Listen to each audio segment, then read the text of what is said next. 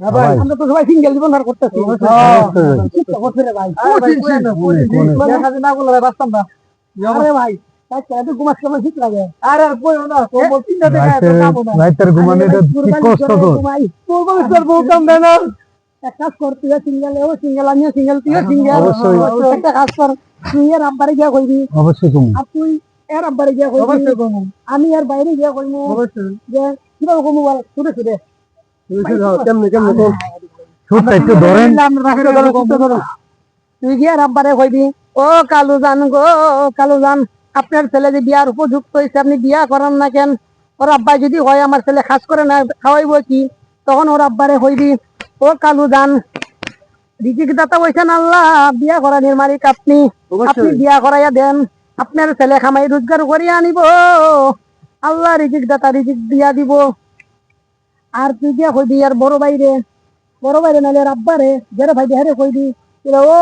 কালু জান আর বাইরে ভাইলে ও বড় ভাই আপনি আপনার বাইরে বিয়া করান না কেন এই যে শীতের দিনে আপনি কি বুঝেন না বড় ভাই শীতের দিনে সিঙ্গেল থাকা কি কষ্ট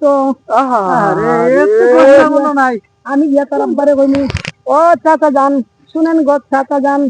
আপনার ছেলে বিয়ার উপযুক্ত হয়েছে কামাই রোজগার করিবে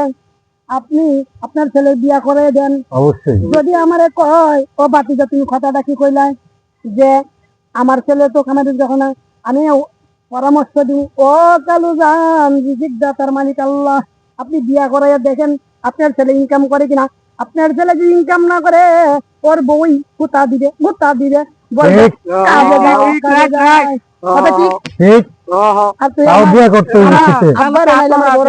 অবশ্যই বলবো আজকে গিয়েই বলবো ও ভাইজানেরা ও আব্বারা ও চাচারা আপনারা বুঝেন না কেন সিঙ্গেল থাকা কষ্ট অবশ্যই বুঝতে হবে এটা শীতের দিন এই শীতের মাথা বহু সারা কোনো গতি নাই আপনি কইবেন